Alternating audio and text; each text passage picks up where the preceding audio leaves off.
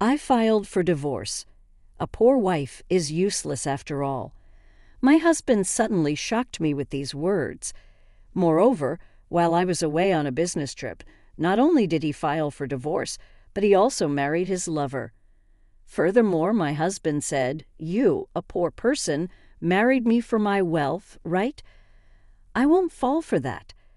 So give up any claim to the property." As if I married him for his money.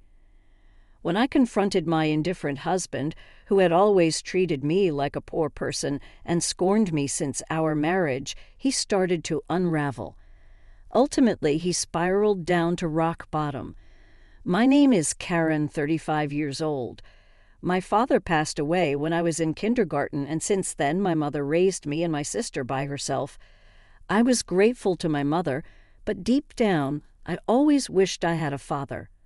Of course, I didn't necessarily want a new father, but I always dreamed of living happily ever after with my husband, surrounded by children. Though I didn't know how many we'd have. Life on just my mother's earnings was far from wealthy, but we were happy as a family of 3. However, the poverty I grew up with never left me, even after I started working and earning a decent salary.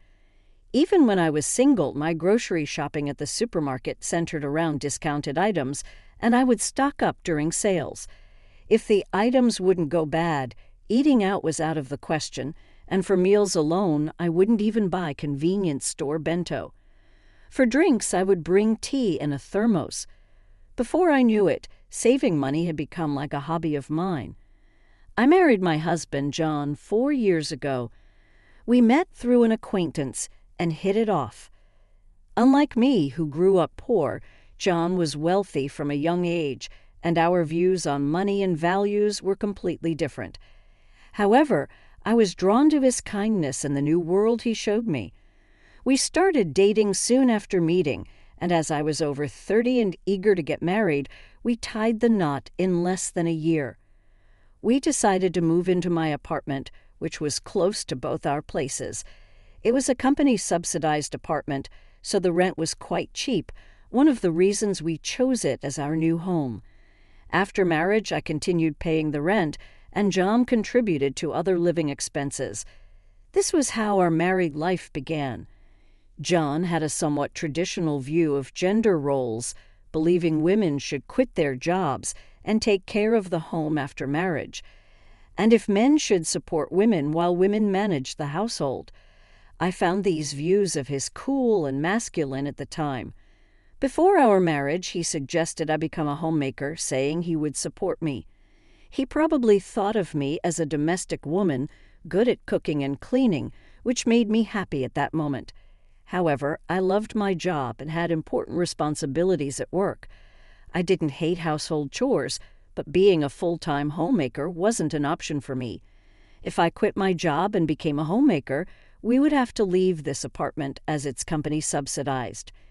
Moving to a similar apartment would significantly increase our rent and moving costs. Honestly, John's salary wasn't that high. If we had children, our financial needs would increase, and I would inevitably need to keep working. Thinking about our situation, I decided to earn as much as I could while I could, and since I was paying the rent. I felt I needed to continue earning. I subtly brought up these points, including the need to move out of the apartment, in a conversation with my husband, John. This was probably the first time I contradicted his opinions. "Hey, about you wanting me to be a homemaker, I'll take care of the house, but can I continue working until we have kids? I want to save as much money as we can for now." "Huh? Are you saying my salary isn't enough, or do you just want more money to spend?" "It's not like that. Kids are expensive, and I want to save up for that. I can even use my earnings for our living expenses. It's better to have more money, right?" "Right. Your annual income is $115,000, right? It's not much, just enough for the rent, but it's better than nothing. It's better than lounging around at home." "All right, but don't slack off on the housework." "Yeah, but thank you. I'll keep working until we have kids. Of course, I'll take care of the house too." Though I felt uneasy about some parts, I managed to convince him to let me keep working. But in hindsight, this might have upset him. Balancing work and household chores was harder than I expected. My days were incredibly busy. I was a full-time employee, not part-time. I woke up early to prepare breakfast, lunch boxes for both of us, and to do some prep for dinner and tidy up the house. When I got home, I prepared dinner, heated the bath, and did laundry after John went to sleep.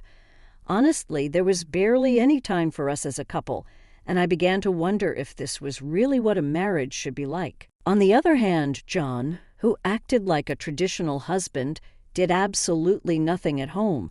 He must have seen how busy I was with household chores, but he would just eat dinner, drink beer, and relax when he got home.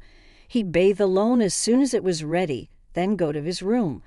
I wished he would help out a bit, given how hard I was working, but I couldn't say anything, fearing he'd tell me to just quit my job. Despite his lack of help at home, I naively hoped he would change once we had kids.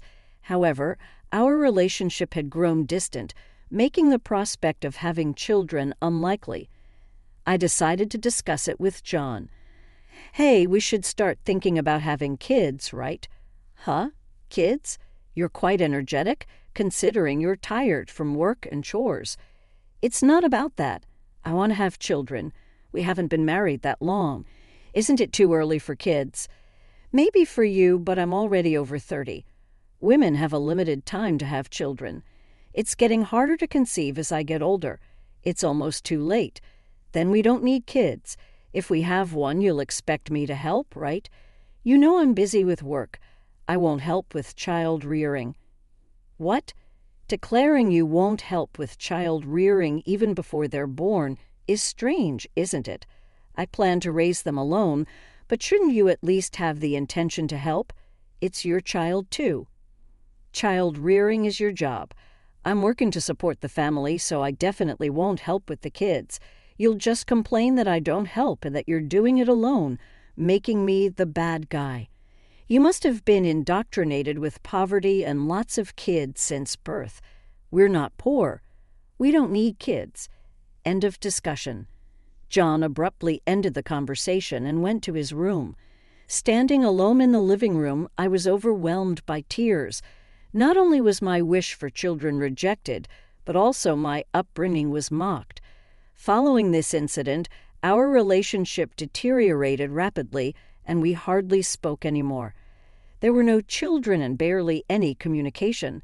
Maybe it was time to consider divorce. Yet a faint image of my once kind husband lingered in my mind, making me wish we could return to the happy couple we used to be. Since then, I tirelessly juggled work and home responsibilities. I was incredibly busy with various tasks. Eventually, I took on a significant project at work, which meant more business trips and further distance from John. One day, as usual, I told him about an upcoming business trip, but his reaction was unlike any other time. "I'll be away on a business trip for about 10 days from tomorrow. Please take care." "Another trip? You're always working hard. Take care, even though you must be tired." He was unexpectedly kind, unlike his usual mocking self. He even said with a smile, "Wait for a big surprise when you get back." I had given up on him and was resolved to a decision internally. However, his smile shook my resolve. Our wedding anniversary was approaching, and I thought maybe he had a surprise for that. Despite everything, I hoped he might have changed his heart. I even considered rethinking my stance if he had truly changed. However, my faint hope was shattered by a major incident when I returned home 10 days later. I faced the first surprise. The front door wouldn't open. The key didn't fit. As I struggled, John spoke from inside. "Karen, right?" "Surprised. This is the first surprise." "I changed the locks so your key won't work anymore." "What do you mean? Why doesn't my key work to open the door? Why would I let a stranger into my house?"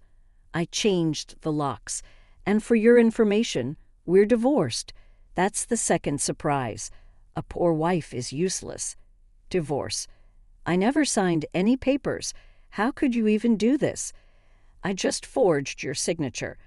I submitted it with a friend's name as a witness, so you're a stranger now. Got it. Now understood. Then we need to discuss property division, right? Right? Property division. I have a document for you to sign. I'll let you in this one last time. John finally opened the door. Inside, there was a document for me to sign, waiving my rights to property division. I thought you'd say, give me property division if you want a divorce.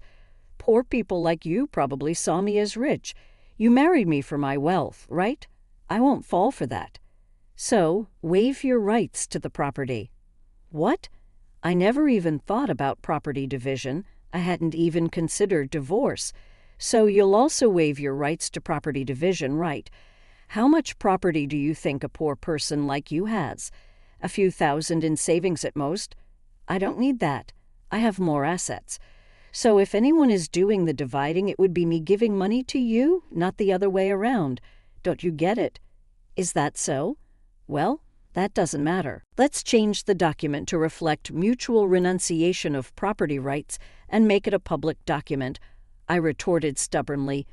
Afterward, John redid the document on his computer, deciding to make it a public document. However, it would be some time before we could submit it. I decided to pack my things and leave the house for the moment. As I was leaving, he scorned me until the end. You are poor. I thought about throwing away your belongings while you were on your trip, but you barely had anything, always wearing the same clothes, typical of the poor. The reason my belongings were few at that time was deliberate, part of my plan. The only unexpected thing was John changing the locks without my knowledge. A few days later, as expected, in a panic, John called. Karen, what have you done? What do you mean? I haven't done anything. Why are you panicking? I have a lot of questions. First, I was told to leave the apartment. Oh, you were still living there. That's not allowed. It's a new month. You're trespassing. Trespassing? But it's my house. Are you okay? Did you forget that was a company apartment I rented? I was the leaseholder. So naturally you can't live there anymore. That's ridiculous. How could you do this? I can't believe you didn't know. I'm not the one who should be accused of doing things on my own. Didn't I tell you that you can't just change the locks of a rental apartment? It's my house. I can change the locks if I want. Didn't you listen? It was my lease apartment. Even if you were the leaseholder, the owner is the apartment manager. You can't change the locks without informing them. Is that so? Also, I terminated the lease. While you changed the locks, I was allowed to live there until this month. I was planning to return, but now you've unlawfully altered someone else's property, which could be criminal damage. Wait, why did you terminate it so early? Criminal damage. Is that why the police are at the front door now? I'm too scared to open it. But I calmly replied, so the police did come. Don't worry, it's probably not for trespassing or criminal damage. It's better to talk to them. Why do I know about the police? Because I reported you for filing the divorce papers yourself. It seems like you've committed crimes like forgery and fraudulent use of a private document. Divorce papers can be filed by one person, but only with mutual agreement and personal signatures. Since John forged my signature and the witness, it's obvious that it's a crime. But he seemed unaware of his guilt. I continued pressing further. So the divorce papers you submitted are invalid, and your marriage with Susan can't happen either. How do you know about Susan? Did you think I knew nothing? I had a private detective agency thoroughly investigate your affair with Susan. It was a busy time at work, and coordinating with the agency was tough. Plus, you even held a grand wedding ceremony while I was supposedly on a business trip. Are you okay? Your business trip was a lie. Yes, I took leave from work, despite being busy, to do some research and prepare documents. I knew about you bringing Susan home. It would have been impossible to gather this evidence while working. After I revealed everything, John was speechless and seemed quite downcast, even over the phone. Then he pleaded with me, "Please don't tell Susan I'm divorced." Why would I? There's no such fact to tell, really. Thank you. Are you misunderstanding something? When did you become divorced? That fake divorce paper is invalid, remember. So legally, you're still my husband, not divorced. What? So since you committed adultery, well, legally my husband, Susan needs to pay compensation. I sent the demand for reparation to her house yesterday by express delivery. She didn't know you were married, right? Then I can't withdraw the claim at this point. I already knew Susan believed John was single, but I deliberately sent the reparation demand. Susan hasn't contacted me yet, so maybe she hasn't received the letter. It should arrive soon. Should you be on the phone with me when you also have to deal with the police? You're busy. I'll ignore the police. I won't be arrested. I'm going to Susan's house now to get the letter back before she or her family can accept it. He then hung up. He probably went straight to Susan's house to wait for the postman at the front door. I knew it would be futile because the letter was sent as registered mail to Susan only. Even if he waited for the postman, he couldn't receive it. A few hours later, a dispirited John called me. According to him, there was an incident when the postman arrived. Finally, I'll take that envelope. Who are you? You don't live here, right? I'm practically a resident here since I'm married. I have the right to receive the mail. I see, but I can't give you this envelope. It's registered mail for Susan only. What? Give it to me. Absolutely not. If you're so eager, ask Susan for permission. What's going on here? Oh, John, what's all this noise? What's happening? Ah, Susan, this is registered mail for you. This man insisted on taking it. Sorry for the disturbance. Now I'll be on my way. What's this? A demand for reparation? John, you were married. What's going on here? Sorry, it's just, she's an ex-wife from a long time ago. I was embarrassed to say I'm divorced. I'm sorry for keeping it a secret, but it's strange, isn't it? We haven't been dating long, and a demand for reparation. If you were divorced before we started dating, there shouldn't be any problem, right? Well, my ex-wife is crazy. Maybe she's demanding reparation out of spite because I got married. That was the excuse he gave, but such a lie was quickly exposed. The envelope included a letter I wrote along with my contact information, so Susan called me directly. In that call, I told her about the affair, the invalid divorce, and that they had a wedding ceremony while he was still married to me. Although they had a wedding ceremony, they hadn't submitted the marriage registration yet. John wanted to submit it on a good day, so it was still pending. He probably delayed submitting the marriage registration due to uncertainty about whether the divorce was finalized.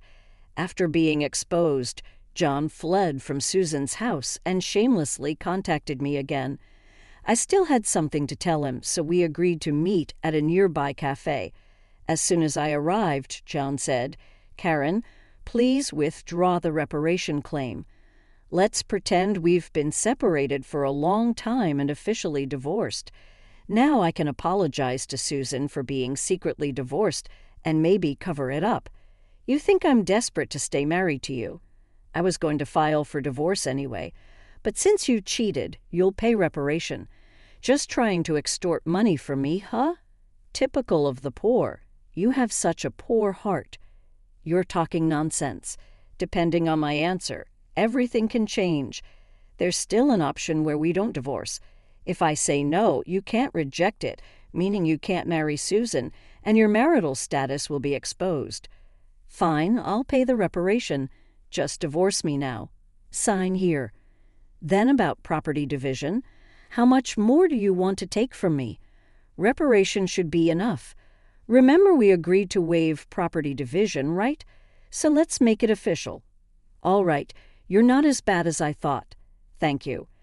We then went to a public notary, made a public document for reparation and property division, and then to the city hall to submit the divorce papers, finalizing our divorce relieved. I exchanged final words with John. Glad we don't have to divide property. What are you saying? I'm the one who benefits from that. By the way, do you even have assets after paying me reparation? Susan will also claim damages. She mentioned charging you for the wedding expenses. That's impossible. I'm marrying Susan. She can't claim that. We're divorced now, so there should be no problem. Still living in a fantasy. You committed marriage fraud. You had a wedding while still married. You think Susan still believes you. A marriage fraud. That's ridiculous. Susan will believe me. Believe that if you want. I heard from Susan directly. Also, weren't the guests at your wedding paid actors? You still owe them. You knew about that. I haven't paid them yet. What does it matter to you?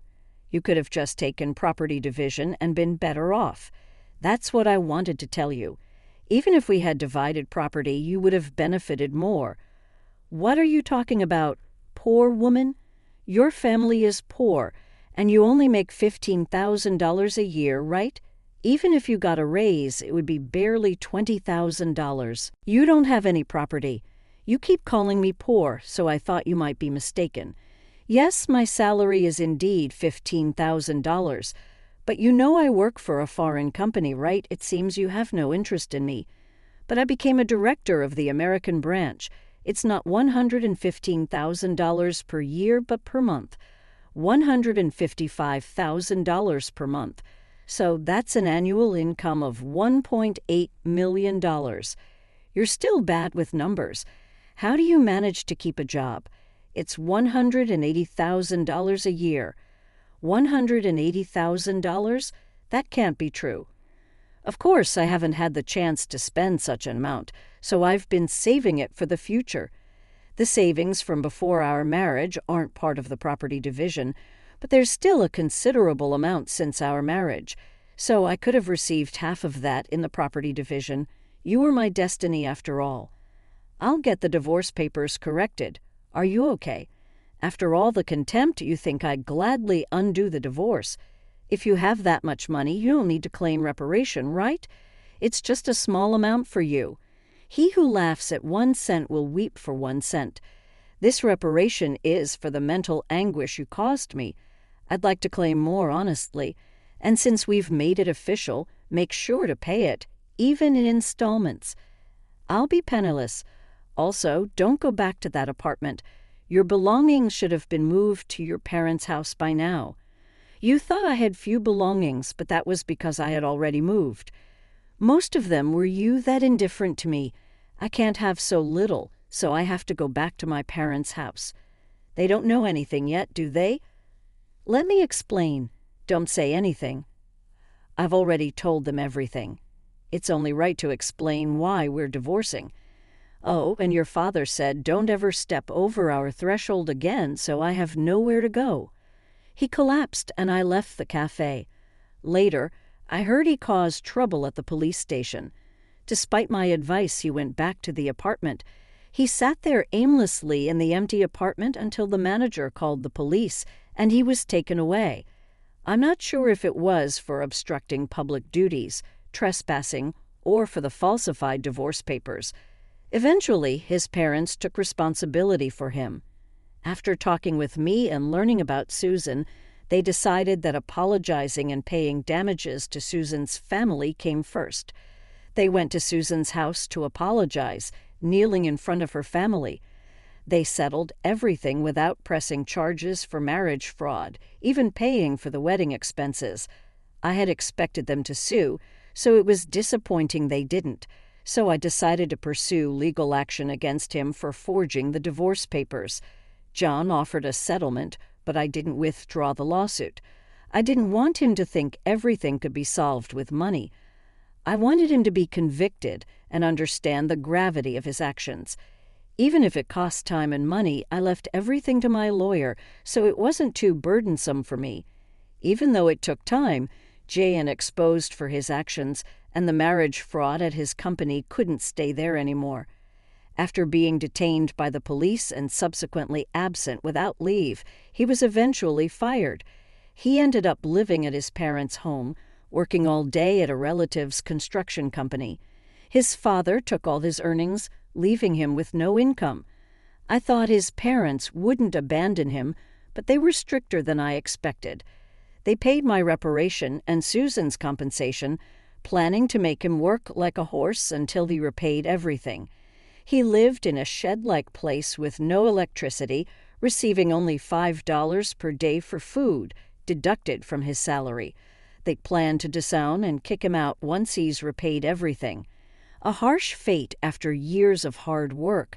I was offered a position at the head office abroad, so I moved overseas after the divorce was finalized.